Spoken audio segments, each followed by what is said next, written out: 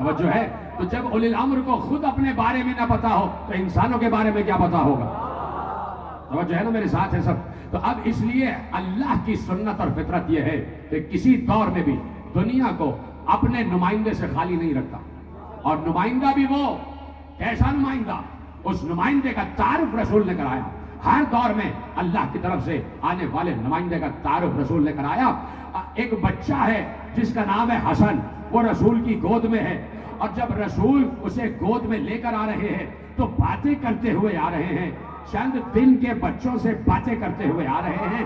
किसी ने पूछा ये तो छोटा सा बच्चा है, इससे रसूल क्या बातें कर रहा है? तो रसूल ने इस रिवायत को इब्ने हजर अस्कलानी ने लिखा है शरह बुखारी में, शरह बुखारी से रिवायत इब्ने हजर अस्कलानी की पढ़ रहा हूं कि जहां पैगंबर ने एक हदीस महफूज करवाई कि हसन मुश्तबा और हसन मुश्तबा रसूल के साथ, और किसी ने कोई सवाल कर लिया हसन के मुताल्लिक, तो अब पैगंबर ने कहा तुम क्या जानो हसन कौन है? इन्नल हसना युतालिउल लौहिल महफूज, हसन झूले में भी लौह महफूज का मुतालिया करता है।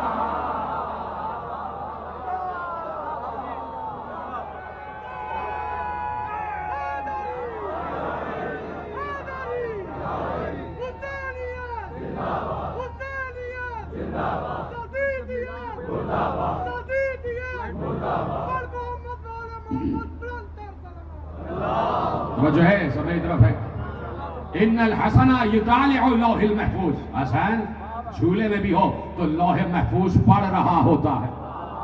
लौह महफूज पर ही तो तकदीरें लिखी हुई हैं। तो अब जो तकदीरें पढ़ रहा है तो हम भी तो उसी से तकदीर पूछेंगे। अगर राहिब ने पूछ लिया तो क्या कसूर कर दिया? जो लौह महफूज का मुतालिया कर रहा है, मैंने कहा ना कि इब्ने हजर अस्कलानी ने इस हदीस को महफूज किया कि हसन झूले में भी हो तो लौह महफूज का मुतालिया कर रहा है। तो रसूल की आगोश में और रसूल के घर में पले हुए बच्चे लौह महफूज तक का मुशाहिदा और लौह महफूज तक की रसाई रखते, जमीन पर हैं और लौह पढ़ रहे हैं। तुम्हारा बच्चा 4 दिन का, 5 दिन का, 1 बरस का हो, तुम्हारे हाथ में लिखे हुए कागज को नहीं पढ़ सकता। सुन रहे मेरे अभी, तुम्हारे और हमारे घर का बच्चा हमारे घर के किसी कागज, हाथ से लिखे हुए कागज की तहरीर नहीं पढ़ सकता। और हसन मुश्तबा रसूल का पला हुआ नवासा, वो रसूल की आगोश में लौह महफूज पढ़ रहा है। तो जब मेरे और तुम्हारे बच्चे बराबर नहीं हो सकते तो मैं और रसूल कैसे बराबर हो सकते हैं? जब हमारे और रसूल के घर के बच्चे एक जैसे नहीं हो सकते तो आज का कोई बड़े से बड़ा आलिम रसूल जैसा कैसे हो जाएगा? तो कहीं ना कहीं इख्तिसास है, कहीं ना कहीं खुसूसियत है, कहीं ना कहीं इस्तिस्ना है, कहीं ना कहीं एक्सेप्शन है। और वो इस्तिस्ना, वो खुसूसियत अल्लाह कायम करता है। मेरे एक जुमले को महफूज किया करें, मेरा जुमला जाया करने के लिए नहीं होता। एक जुमला, एक थीसिस है, वो एक्सेप्शन, वो इस्तिस्ना अल्लाह कायम करता। अल्लाह का नुमाइंदा आम इंसानों से अलग होता है। अरे मैं आम इंसानों की बात तो बहुत दूर की बात है, मैं सिर्फ एक सवाल करूंगा, बच्चे के पास भी उसका जवाब मौजूद है। हजरत आदम का बेटा था काबिल, हाबिल भी था, काबिल भी था। काबिल ने हाबिल को कत्ल किया, ठीक है, हजरत आदम का बेटा था। तो क्या हजरत आदम का बेटा आदम जैसा था?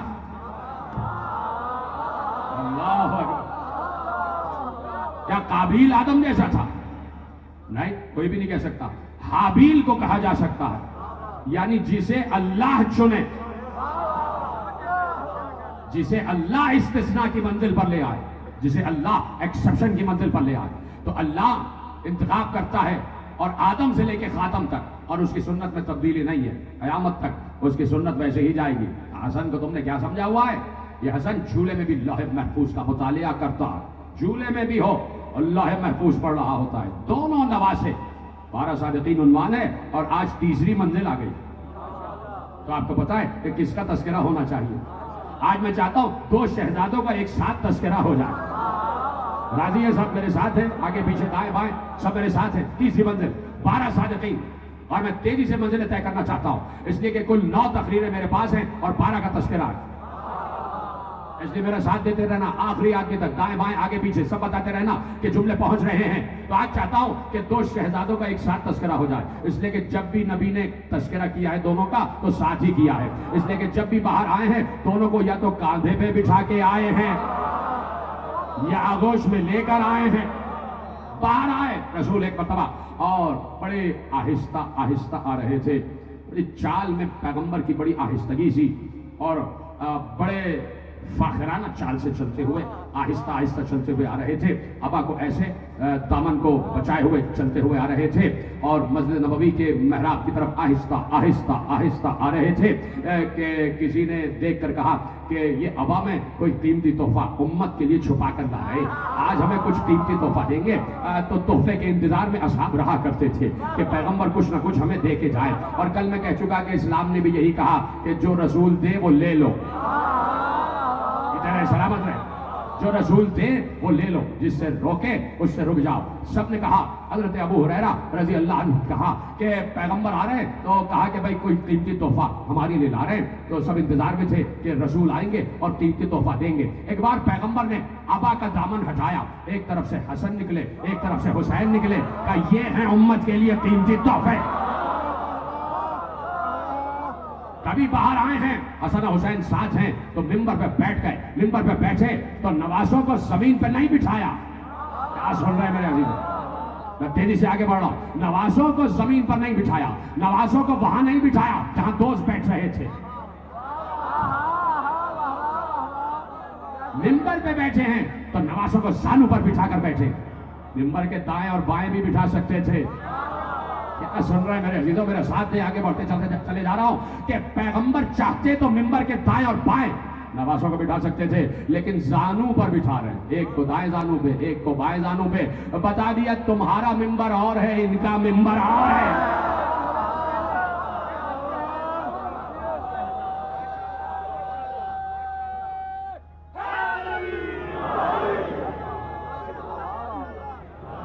तो जो है तुम्हारा मिंबर और इनका मिंबर और, कभी इनका मिंबर ज़ानुए रसूल हो जाता है, कभी इनका मिंबर दोष रिसालत हो जाता है। बड़े अहम मराहिल से कुदरत ने गुजारा और कुदरत बार बार चाहती है कि तारुफ हो जाए, तारुफ हो जाए, तारुफ हो जाए, पहचान लिए जाए कि मेरे भेजे हुए नुमाइंदे कौन है। और मैं इसलिए कहता हूं बार बार कि असहाबे किराम को सलाम है कि असहाबे किराम ने बड़ी अहम रिवायतें महफूज की और यहां तक हम तक रिवायतें आ गई। एक जलीलुल कद्र सहाबी का कौल है कि शहजादी अपने घर से आई, सर से लेकर पांव तक बुर्के में मलबूस, पैगंबर अपने हुजरे में हैं। कहा ज़हरा कैसे आई? कहा या रसूल अल्लाह, ऐ मेरे बाबा शाम हो गई, हसन और हुसैन नजर नहीं आ रहे, अभी घर पहुंचे नहीं है। कहा कि अभी कुछ देर पहले, थोड़ी देर पहले मेरे पास से उठ के गए हैं और तुम्हारे हुजरे की तरफ गए हैं। कहा कि बाबा घर में नहीं पहुंचे। एक बार ज़हरा भी परेशान, रसूल भी परेशान। ये परेशानी हिकमतन है, ये बात याद रखना, ये परेशानी हिकमतन है। रसूल के चेहरे पे परेशानी के आसार आ गए, ज़हरा के चेहरे पे परेशानी के आसार आ गए। रसूल हुजरे से बाहर निकले, इधर उधर देखा, हसन हुसैन कहाँ हैं, कहीं नजर ना आए। असहाब एकदम चौकन्ना हो गए पैगंबर के साथ साथ। सबने कहा चलो ढूंढे हसन हुसैन कहाँ हैं, साथ में अली भी है। इधर उधर उधर मस्जिद नबवी से बाहर निकले, चलते चलते हदीक़ा बनी नज्जार तक पहुंच गए। जहां बनी नज्जार का बाग था वहां तक पहुंचे, देखा कि दोनों नवासे एक दूसरे के गले में हाथ डाले सो रहे। शवाहिदुन नबुव्वह से रिवायत पढ़ लो। और एक बड़ा सा अजदहा है जो उन पर साया किए हुए, बड़ा सा अजदहा है जो उन पर साया किए हुए। कुछ लोगों ने यह समझा कि यह अजदहा इनको नुकसान न पहुंचाए, आगे बढ़े ताकि उस अजदहा को मार के भगाए। पैगंबर ने कहा रुक जाओ रुक जाओ, मैं खुद इस अजदहा से पूछ लेता हूं कौन है।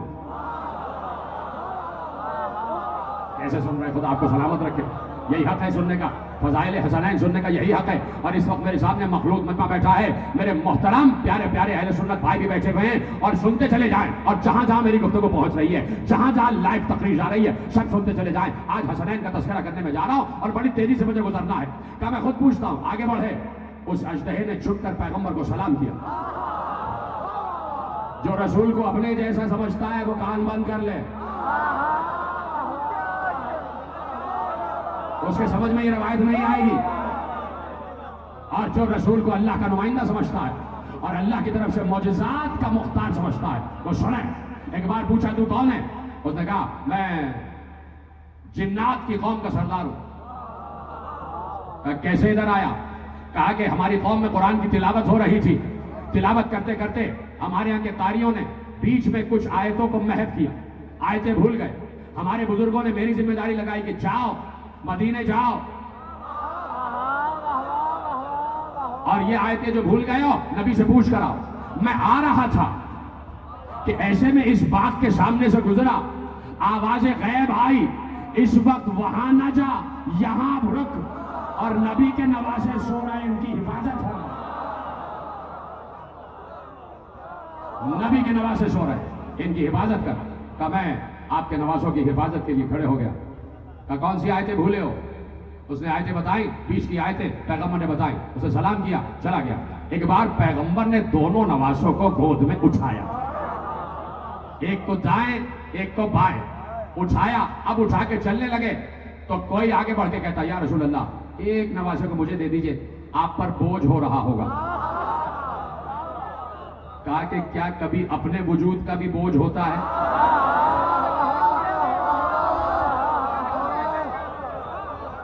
क्या कभी अपने वजूद का भी बोझ होता है? एक बार चले और जहरा के घर नहीं गए। भाई चाहिए तो ये था कि मां परेशान है तो तेजी से जाएं और मां की आगोश में बच्चों को डाल दें, लेकिन अब मां के पास नहीं गए। अब पता चला कि मसलहत क्या थी, अब मालूम हुआ कि हिकमत क्या थी। एक बार चले, असहाब साथ साथ हैं, अली साथ साथ हैं, हसन और हुसैन गोद में हैं और पैगंबर मस्जिद नबवी में आ गए और आने के बाद मिंबर पर बैठे, नवासों को गोद में लिए हुए हैं और कहा सुनो क्या मैं तुम्हें बताऊं कि नाना और नानी के हवाले से कायनात में 2 अफजल तरीन बच्चे कौन हैं? सबने कहा या रसूल अल्लाह बताएं। कहा ये हसन और हुसैन, इनका नाना मैं, नानी खदीजा। फिर कहा क्या मैं तुम्हें बताऊं कि वो 2 अफजल तरीन बच्चे कौन हैं कि जिनके माँ और बाप सबसे अफजल? कहा या रसूल अल्लाह बताएं। कहा ये हसन और हुसैन, इनका बाप अली, इनकी माँ सहरा। कहा क्या मैं तुम्हें बताऊं कि चचा और फूफी के हवाले से अफजल तरीन बच्चे कौन हैं? कहा या रसूल अल्लाह बताएं। कहा ये 2 हसन और हुसैन, इनका चचा जाफर तैयार, इनकी फूफी उम्मे हानी। पैगंबर ने यह हिकमत इसलिए जारी की ताकि नवासों का तारुफ हो जाए, ताकि 12 सादिकीन में से 2 का तारुफ हो जाए कि अब अफजल तरीन तुम्हारे हवाले करके जा रहा हूं। तो अब पैगंबर जो हवाले करके गए हैं तो जो पैगंबर दे उसे ले लो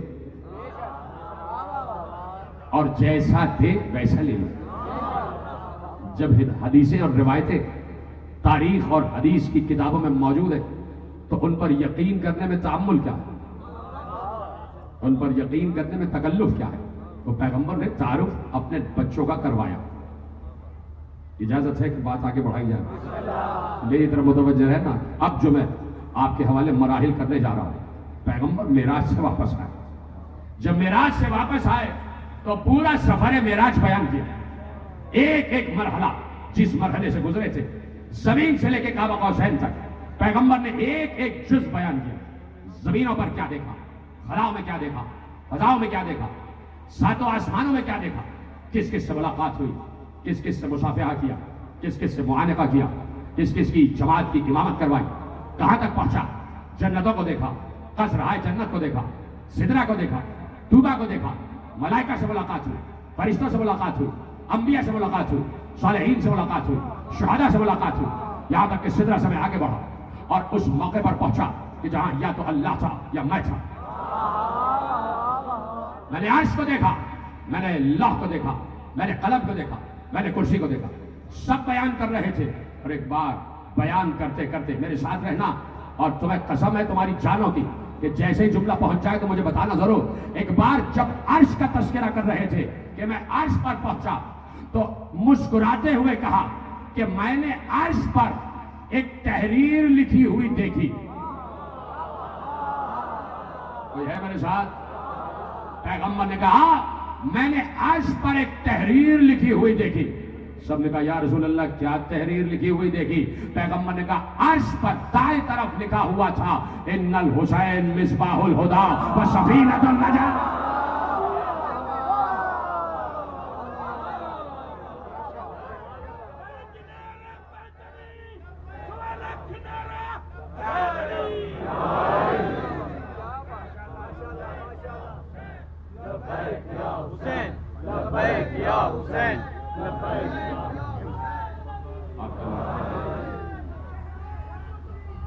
सब मेरे साथ है। तो पैगंबर ने कहा कि अर्श पर लिखा हुआ था इन्नल हुसैन। मैंने जानबूझ के रोका है कि हैं या नहीं है, मेरे साथ है। इन्नल हुसैन मिसबाहुल हुदा व सफीनतुन नजात। कहां लिखा है? अर्श पर। जब अर्श पर लिखा है तो किसने लिखा होगा?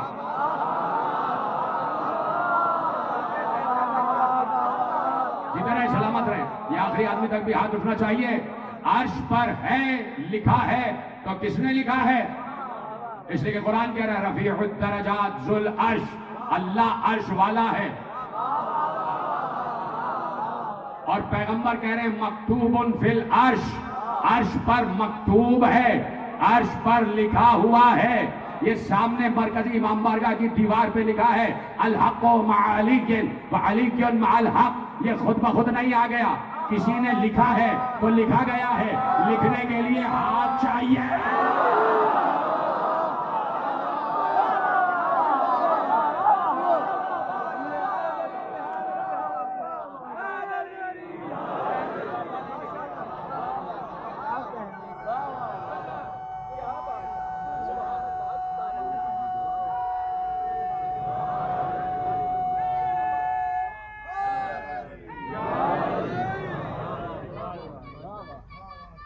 तवज्जो, लिखने के लिए हाथ चाहिए, लिखने के लिए कलम, कलम के लिए हाथ।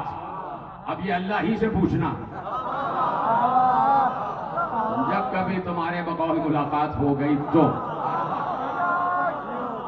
नहीं तो वो दिखाई तो देगा नहीं, नजर तो आएगा नहीं। आप महशर में पूछ लेना अल्लाह से ये अर्श पे लिखा कैसे, और लिखा भी तो ये लिखा कि इन्नल हुसैन मिसबाहुल हुदा, हुसैन हिदायत का चिराग है। जो खामोश हो जाएगा मैं अफसरदा हो जाऊंगा कि पता नहीं वो मेरा साथ दे रहा या नहीं दे रहा। हुसैन हिदायत का चिराग है और नजात की कश्ती है। हाय हाय हाय, नजात की कश्ती का नाम है, चार आदमी बोल रहे हैं, मिलके बोलो, नजात की कश्ती का नाम, हिदायत के चिराग का नाम, और लिखा कहां है? अर्श पर। हुसैन हिदायत का चिराग है, हिदायत का चिराग है। मैं पूछना चाहता हूं ये हिदायत कब से है?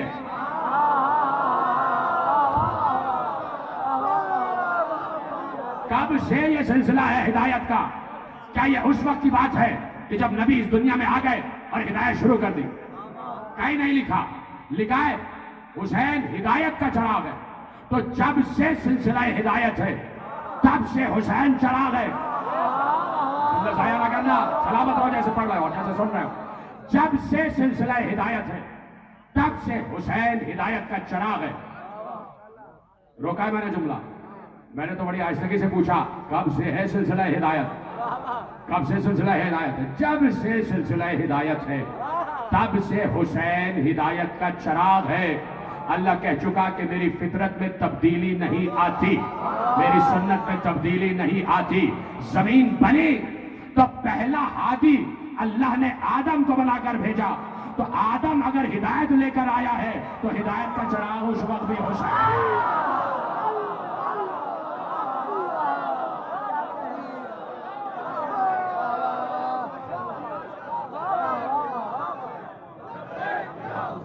मिल के बोलो, फलक से नारा लगा, लब्बैक या हुसैन, लब्बैक या हुसैन, लब्बैक या हुसैन, लब्बैक या हुसैन, लब्बैक या हुसैन, लब्बैक या हुसैन, लब्बैक या हुसैन।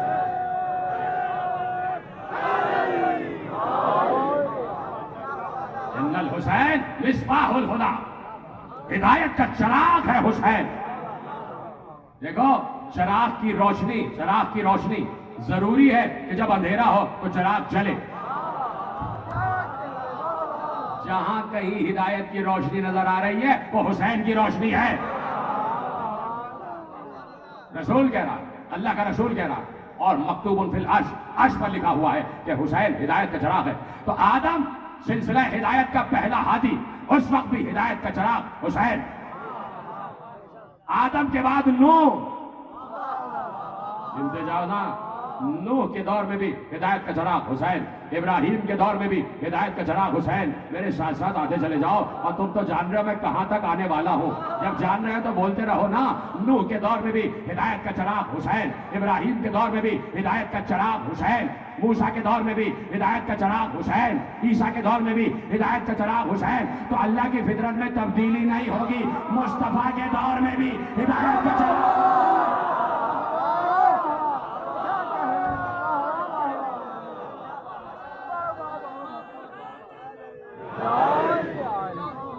और जुमला अब कहने जा रहा हूं, इस जुमले को महफूज करें मेरे नौजवान दोस्त खुसूसियत के साथ।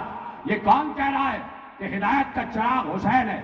ये रसूल कह रहा है। कौन रसूल? जिसे अल्लाह ने चमकता हुआ सूरज कहा है।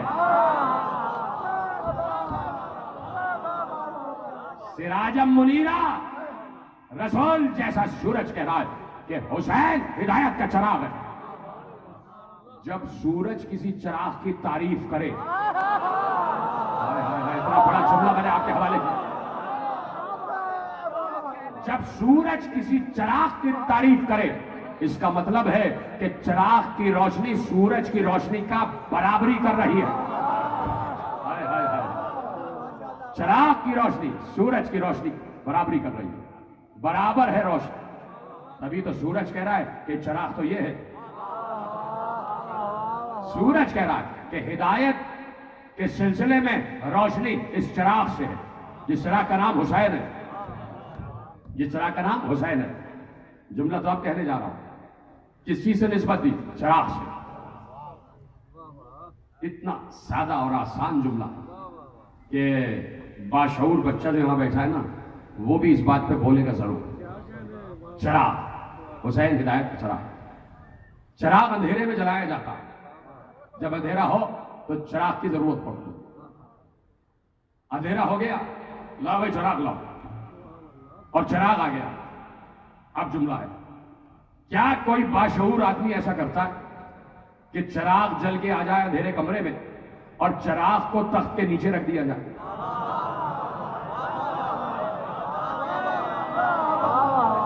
चिराग को हमेशा ऊपर रखा जाता है, बुलंदी पर रखा जाता है, छुपा के नहीं रखा जाता, बुलंदी पे रखा जाता है। चिराग बुलंदी पे होता है तो रोशनी देता है। पैगंबर ने कहा हुसैन हिदायत का चिराग है, ये कौल था, और पैगंबर ने अब अमल करके बताया कि इस चिराग से रोशनी कैसे होगी। एक बार पैगंबर सजदे में गए और हुसैन को पुष्ट पर बिठाया। ये है चिराग।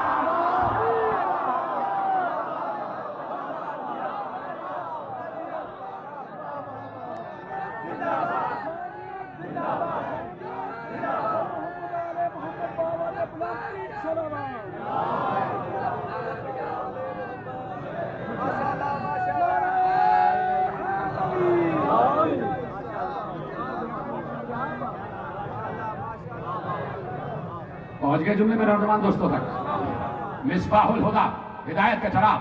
चिराग बुलंदी पर रखा जाता है ताकि रोशनी चारों तरफ फैल जाए। तो पैगंबर ने भी मिंबर की बुलंदी पे हुसैन को ना रखा,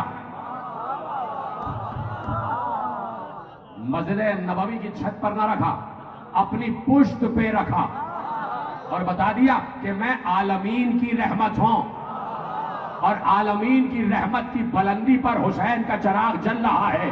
तो जहां जहां रहमत लिल आलमीन है वहां वहां हुसैन है। क्या उस रहमत की बुलंदी पर चिराग हिदायत रोशन है, जिस चिराग का नाम है हुसैन। और हुसैन नजात का सफीना भी है। हुसैन नजात का सफीना है। नजात चाहिए तो हुसैन के सफीने में आओ। हुसैन के सफीने में आने का मतलब यह है कि हुसैन को मानो, और वैसे मानो जैसे असहाब ने माना, जैसे असहाब ने माना। तो हुसैन हिदायत का चराग, हिदायत का चराग। तो जब से हिदायत तब से हुसैन चराग, और जब तक हिदायत रहेगी तब तक चराग हिदायत हुसैन है। और जब जब किसी को भी नजात की जरूरत होगी तो उसे आना हुसैन ही के पास पड़ेगा। रसूल कह रहे, मजबूरी यह है कि जो रसूल ने कहा हमें वो कहना है। लोग समझ रहे हैं कि इन 12 आइम्मा के फजाइल हम अपनी तरफ से पढ़ रहे हैं। अगर रसूल ने ना पढ़ा होता तो हम भी ना पढ़ते। जुमला महफूज करें ना, अगर रसूल ने इनके फजाइल ना पढ़े होते तो हम भी ना पढ़ते। रसूल ने अफजलियत की मंजिल पर कहा कि हसन और हुसैन जवानाने जन्नत के सरदार हैं और इनका बाप इन दोनों से अफजल है। अबू होमा अफजल होमा, इन दोनों का बाप इनसे अफजल है। तो रसूल ने अफजलियत का मयार बता दिया, हसन हुसैन अली। तो अब रसूल उस इस्तिस्ना को कायम कर रहे हैं जो इस्तिस्ना मदीने के आम बच्चों में और इन 2 बच्चों में। अल्लाह हू अकबर। आप खामोश हो गए तो मैं जरा अपने जुमले को समझाऊं कि जो इस्तिस्ना, जो फर्क मदीने के आम बच्चों में है और रसूल की गोद में पले हुए इन 2 नवासों में फर्क है, वो इस्तिस्ना अल्लाह का कायम किया हुआ है। क्यों रसूल? रसूल रसूल अल्लाह का रसूल मोहम्मद मुस्तफ़ा महबूब खुदा मकसद तख्लीक़ कायनात, जो ना होता तो कुछ भी ना होता, वो सबसे बड़ी मोहब्बत करता है। जो मुजस्सम रहमत हो वो कायनात की हर शय से मोहब्बत करता है। और रसूल अल्लाह बच्चों से तो बेइंतहा मोहब्बत करते थे, सिर्फ अपने नवासों से नहीं, सबसे हर बच्चे से बड़ी मोहब्बत करते थे। इसलिए बच्चे बहुत अट्रैक्ट होते थे रसूल अल्लाह की तरफ, बहुत खिंचते थे कि रसूल सर से लेकर पांव तक रहमत का मुजस्समा है, मोहब्बत का मुजस्समा है, उनसे चाहत का मुजस्समा है। तो खुद ब खुद खिंचते थे बच्चे रिसालत मार्ग की तरफ और चाहते थे कि रसूल के करीब आ जाए। कोई रसूल की आस्तीन पकड़ के चूम रहा है, कोई रसूल का हाथ पकड़े हुए है, रसूल के साथ साथ चल रहे। एक बार रसूल घर से बाहर निकले और कुछ बच्चों ने रसूल अल्लाह को घेर लिया और कहा, या रसूल अल्लाह, या रसूल अल्लाह, हम चाहते हैं कि जैसे हसन और हुसैन को कांधे पे बिठाते हैं वैसे हमें भी बिठाएं,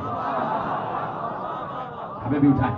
रसूलुल्लाह मुस्कुरा दिए, अच्छा अच्छा बिठाते हैं, बिठाते, बैठो बैठो बैठो तो रसूलुल्लाह बैठ गए। कहा भाई सब बच्चे यहाँ बैठ जाओ, सब बैठ गए। रसूलुल्लाह ने कहा अभी बिठाते हैं। रसूलुल्लाह ने अपनी कबा की दोनों जेबों में हाथ डाला, अब जो बाहर निकला उसमें ताज़ा ताज़ा खजूरें थी, सामने हाथ किया, कहा बेटे ये बताओ खजूरें चाहिए या कांधे पे बैठना है?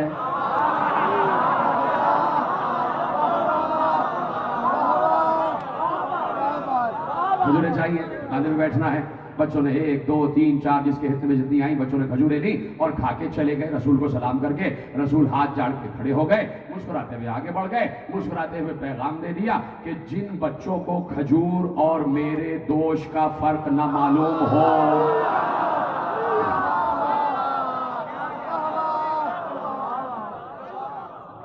तो ये हसन हुसैन एक नाना के दोष पे सवार नहीं है,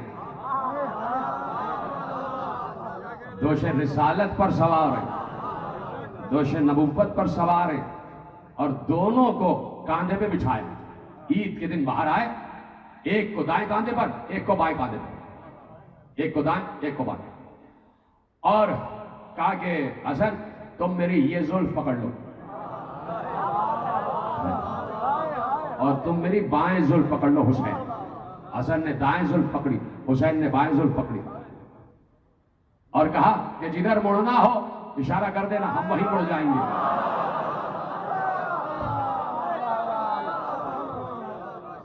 तो एक आलिम ने, मेरे आगे एक आलिम ने बड़ा अच्छा इस्तिदलाल कायम किया कि या रसूल अल्लाह, 2 नवासे 2 तरफ बैठे हुए, एक के हाथ में दाएं जुल्फ, एक के हाथ में बाएं जुल्फ, और अगर एक ने चाहा कि दाएं मुड़े और एक ने चाहा कि बाएं मुड़े तो क्या होगा?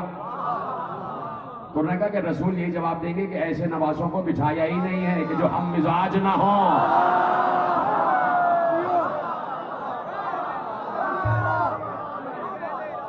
जो हम मिजाज ना हो।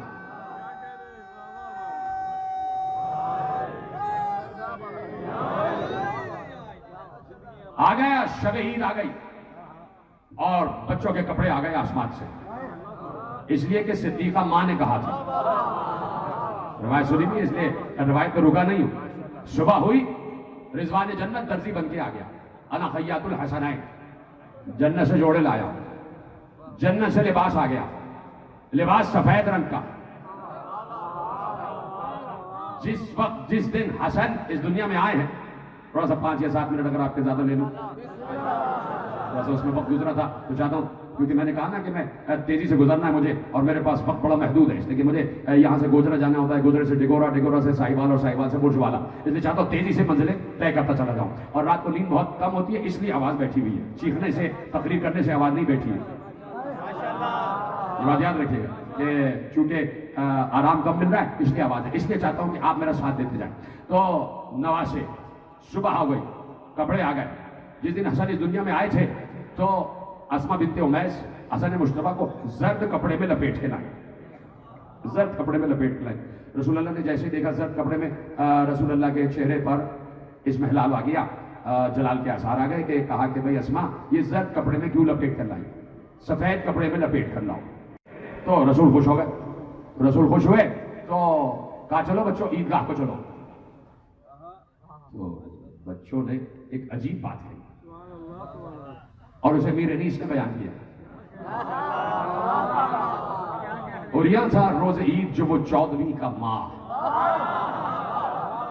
भेजे खुदा ने हुल्ले जन्नत बइज़्ज़ुजा, रुमालो ज़ेब जामाओ पैराहनो कुला, हंसते हुए पहन के गए सुए ईदगाह, रस्ते से फिर के आए मोहम्मद के सामने, गर्दन झुका के बैठ गए जग के सामने।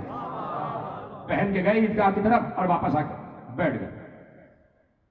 एक बार पैगंबर आगे बढ़े, हदीस कहते हैं पैगंबर आगे बढ़े, ख्याल आए ईदगाह से, ए मेरे गुलबदन, शर्माते होंगे देख के लड़के ये पैरहत, फूला हुआ है पेशे नजर खुल्द का चमन, इस तरह का ना होगा कभी जामाए हसन, मौजू है क्या ये रंग शहादत के वास्ते, जामा ये कता है इसी कामत के वास्ते। हाथों को बोला ये हाथ जोड़ के दस्ते खुदा का लाल, पोशाक ये पहन के तो हम खुश हुए कमाल, नाता नहीं कि जिस पर चढ़े अब यह है मलाल, नाता नहीं कि जिस पर चढ़े अब यह है मलाल। कहा कि ये सारे बच्चे या रसूल अल्लाह नाकों पे चढ़ के जा रहे हैं और हम जा रहे हैं पैदल। पैदल तो ईदगाह को जाना है नंगोआर, हमको भी एक ऊंट मंगा दो तो हो सवार। कहने लगे ये हजरत महबूब किरदगार, मालूम अब हुआ यही गुस्सा था मैं निसार, जब रूठते हैं आप तो मुश्किल से मनते हैं, अच्छा सवार हो जिए हम ऊंट बनते हैं।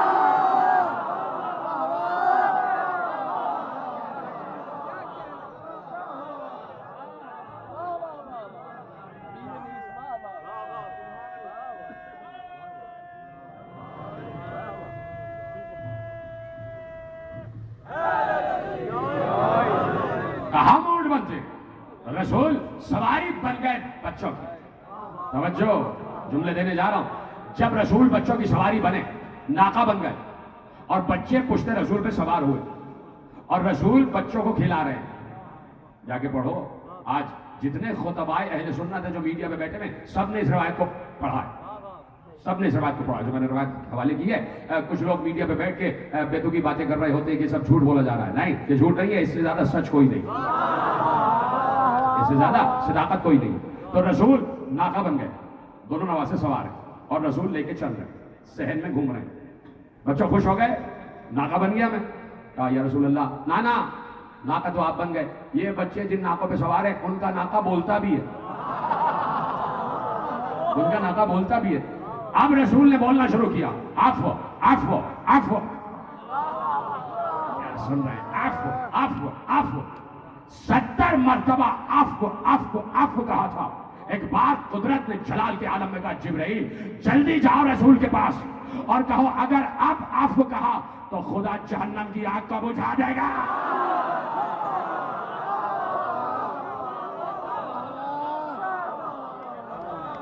कौन समझेगा रसूल के नवासों, कौन समझेगा हसन और हुसैन।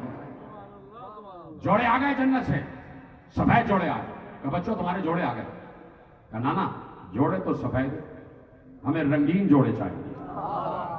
अच्छा बच्चों, हसन तुम्हें कौन सा रंग पसंद है? कहा नाना हमें सब्ज रंग पसंद है। जिब्राइल कौसर का पानी लेके आए, जन्नत से रंग लेकर आए। कौसर के पानी में सब्ज रंग को घोला गया। सुन रहे हैं? कौसर के पानी में सब्ज रंग को घोला गया, पानी सब्ज रंग का हुआ। रसूल ने जोड़ा हाथ में लिया, जिब्राइल ने रंग डालना शुरू किया, हसन का जोड़ा सब्ज हो गया। हुसैन तुम्हें कौन सा रंग पसंद है? कहा नाना मुझे सुर्ख रंग पसंद, नाना मुझे सुर्ख रंग पसंद है। जिब्राइल कौसर का पानी लाए, जन्नत से रंग आया, सुर्ख रंग। रसूल ने हाथ में जोड़ा लिया, सुर्ख रंग जोड़े पर डाला गया। हुसैन का जोड़ा सुर्ख हो गया और आज तक हुसैन का जोड़ा सुर्ख, आज तक हुसैन का जोड़ा सुर्ख है। तुम्हें पता है कि शहादत तो 10 मुहर्रम को हुई है ना, ये हम 9 दिन पहले फर्श अदा क्यों बिछाते? सुनना चाहते हो? ये 9 दिन पहले फर्श अदा इसलिए बिछता है कि रसूल पहली मुहर्रम को वही जोड़ा सुर्ख रंग का आसमानों पे फैला देते, तब से हुसैन का गम शुरू हो जाता है। पूछा कि हुसैन और हसन, हसन ने सब्ज रंग क्यों पसंद किया, हुसैन ने सुर्ख रंग क्यों?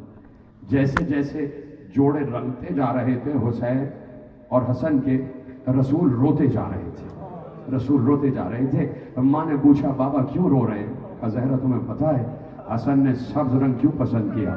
इसलिए कि हसन को जहर दिया जाएगा और हसन के जिगर के सब्ज टुकड़े बाहर आ जाएंगे। हसन सब्ज कबा। और तुम्हें मालूम है हुसैन ने सुर्ख रंग क्यों पसंद किया? हुसैन को करबला की तपती हुई रेत पर 13 ज़रबों से शहीद कर दिया जाए। अजरकुम अल्लाह, आपकी आवाज़ें बुलंद हो रही हैं और मैं मसाइब की मंजिल पर आ गया। वो हुसैन कि जिसका काफिला एक सहरा में लूट लिया गया। लूट लेने वाले ईसाई और यहूदी नहीं थे। हुसैन के काफिले को 72 लोगों को कत्ल करने वाले, शहीद करने वाले यहूदी, ईसाई और बुत परस्त नहीं थे। जो ला इलाहा इल्लल्लाह कह रहे थे, अफसोस यही है कि उन्होंने नारे तकबीर बुलंद करके नवासे रसूल की गर्दन को काटा। ये जुमला रोने के लिए काफी था। तुम यकीन करो, हर साल कहता हूँ कि जब मैं मसाइब करता हूँ मैं अपने आप को रोक रहा होता हूँ। अगर मैं तुम्हारे साथ नीचे बैठा होता तो मैं शायद मुंह पे तमाचे मार मार के बेहोश हो जाता, इसलिए कि मुझसे बर्दाश्त नहीं होता कि जब हुसैन के मसाइब पढ़े जाएं। मैं तो फजाइल में रो लेता हूँ, तो मैं चाहता हूँ तुम्हारी आवाज़ें भी बुलंद हो जाएं, इसलिए कि एक माँ इन्हीं मजलिसों में कहीं बुरखे में एक खुश्क रुमाल लिए बैठी होती है और कह रही होती है कोई मेरे लाल पर आंसू बहाने वाला।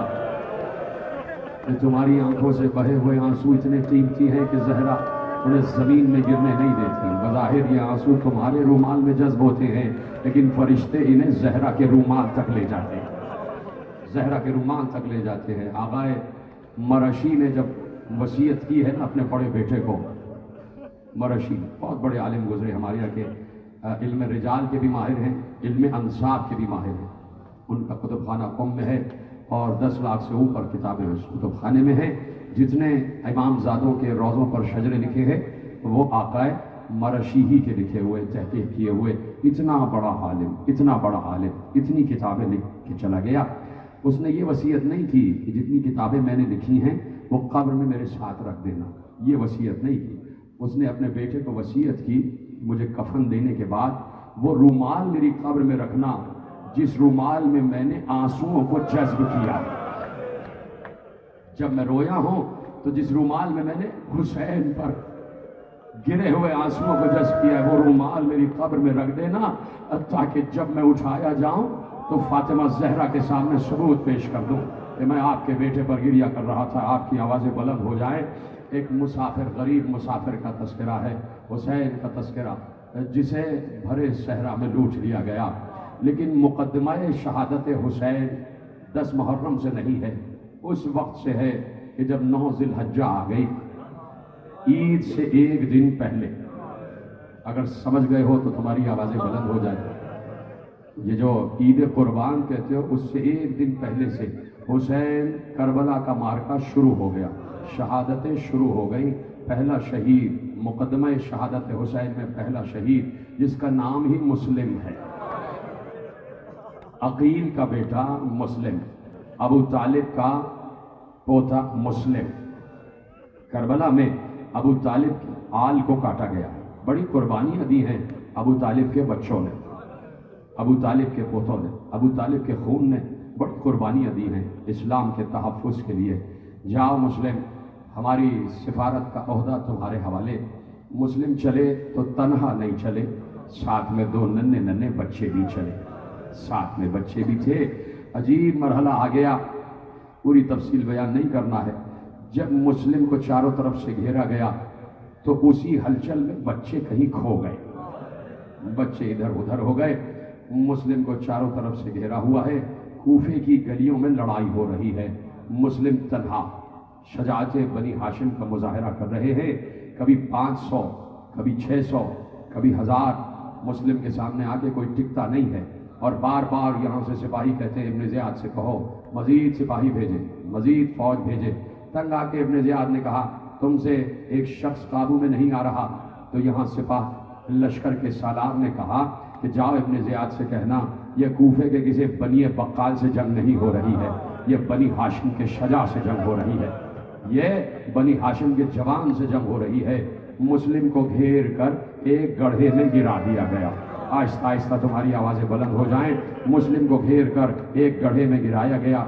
उस गड्ढे में खसो खाशाक थे, उसमें पहले से खंजर लगाए गए थे। अब जो मुस्लिम गिरे तो मुस्लिम के दांत भी शहीद हो गए, मुस्लिम के दहन से खून बह रहा था, मुस्लिम पर पत्थरों की बरसात थी। अब सोचो गड्ढे में कोई गिरा हुआ हो और ऊपर से पत्थर मारे जा रहे हो, क्या ये जुमला रोने के लिए काफी नहीं था? मुस्लिम सर से लेकर पांव तक लहू लहान हो गए। मुस्लिम को रस्सी फेंक कर एक बार गड्ढे से खींचा गया और खींचते हुए दरबार की तरफ ले जाया गया, इस आलम में कि मुस्लिम के हाथ पुश्त से बांध दिए गए। मुस्लिम के दहन से भी लहू बह रहा है, मुस्लिम के माथे से भी लहू बह रहा है, मुस्लिम के रुखसार से भी लहू बह रहा है और मुस्लिम के हाथ से पुश्त बंधे हुए हैं। दारुल अमारा में लेकर आ गए। जब लेकर आए तो मुस्लिम एक एक को छिड़कते हुए आ रहे थे, एक एक को छिड़कते हुए आ रहे थे। किसी ने कहा सामने वो अमीर बैठा है, सलाम करो। मुस्लिम ने सीना चौड़ा करके कहा अल्लाह अमीर सिवल हुसैन, हुसैन के सिवा मेरा कोई बादशाह नहीं है, मैं किसी को बादशाह नहीं मानता, मैं किसी को अमीर नहीं मानता। वसीयतें की का सुनो कोई है जो मेरी वसीयतों पर अमल करे। मैं यहाँ पर आकर मकरूज हो गया हूँ, मेरे जिस्म की ज़रा बेचकर मेरा कर्जा अदा कर दिया जाए। और सुनो मेरा आका शायद रास्ते में है। ये जो लोग खामोश बैठे क्या ये किस्सा कहानी सुन रहे? आवाज़ें बुलंद हो जाए, बस 2 या 3 मिनट की जहमत रह गई। मेरा आका रास्ते में है। मैंने अपने आका को अभी 2 दिन पहले खत लिखा है कि आका कूफे की फिजा साजगार है, आ जाइए। लेकिन कोई है जो मेरी तरफ से खत लिख के कहे आका अब कूफे ना आइएगा, अब कूफे का रंग बदल चुका है। और साथ में यह भी लिख देना कि आका अगर आने का इरादा कर ही लिया है तो ज़ैनब व कुलसूम को साथ न लाइएगा, अहले हरम को साथ न लाइएगा। हाँ, मुस्लिम वसीयतें करते चले गए। एक बार मुस्लिम को घसीटते हुए दारुल अमारा की छत पे लेके आ गए। मुस्लिम को 2 जानू बिठा दिया गया और अभी तलवार चला ही चाहती है। कहा रुक जा, मैं कुछ कहना चाहता हूँ। मुस्लिम दारुल अमारा की छत पर है और नीचे बाजार कूफा नजर आ रहा है। मुस्लिम ने वहीं से बाजार कूफा में चलने फिरने वाले लोगों को मुखातिब करके कहा, ऐ कूफे के रहने वालों, कल ईद मनाओगे?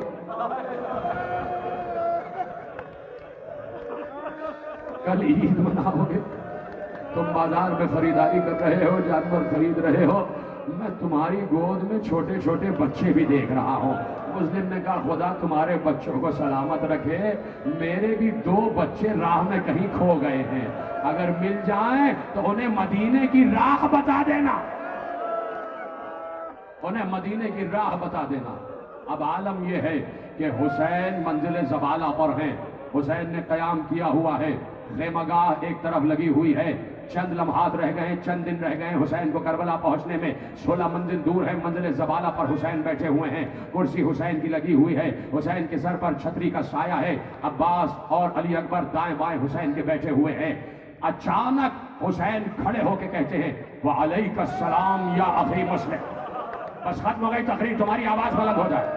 तो मैं चादर जहरा का वास्ता अपने सीने पे हाथ मारो, आखिरी जुमले कहने जा रहा हूं। एक बार हुसैन खड़े हुए, कूफे की तरफ रुख करके कहा, वालेकुम सलाम या अखी मुस्लिम, है मेरे भाई मुस्लिम, तुझ पर भी हुसैन का सलाम। अब्बास ने एकदम सुन के कहा, आका किसको जवाब सलाम दिया, किसको जवाब सलाम दिया? कहा, अब्बास जरा एक तरफ आ जाओ, एक तरफ आ जाओ, इसलिए कि ज़ैनब का खैमा करीब है, रुकैया का खैमा करीब है। अब्बास को एक तरफ ले गए, कहा अब्बास मुस्लिम दारुल अमारा की छत पर है, मुस्लिम की गर्दन कटा ही चाहती है, मुस्लिम की गर्दन कटा ही चाहती है। कहा आका क्या दिखा सकते हैं कि मुस्लिम के साथ क्या हो रहा है? अब्बास का बहनोई है मुस्लिम, अब्बास का बहनोई है मुस्लिम। कहा आका दिखा सकते हैं कि मुस्लिम के साथ क्या हो रहा है? कहा अब्बास मेरी इन दो उंगलियों के दरमियान देखो। अब जो अब्बास ने देखा तड़प गए, देखा दारुल अमारा की छत है, मुस्लिम है और जल्लाद की तलवार चला ही चाहती है। एक बार अब्बास ने कहा आका आका आप उलिल अम्र है, क्या ये हो सकता है कि मौजज़े से मुझे कूफा भेज दे, मौजज़े से मुझे कूफा भेज दे? हुसैन ने रोते हुए कहा अब्बास क्या बर्दाश्त नहीं हो रहा, क्या मुस्लिम की मदद करोगे जाके, क्या नुसरत करोगे? कहा नहीं आका नुसरत नहीं। कहा फिर क्यों जाना चाहते हो? कहा आका मुस्लिम बुलंदी पर है, गर्दन कट के नीचे गिरेगी,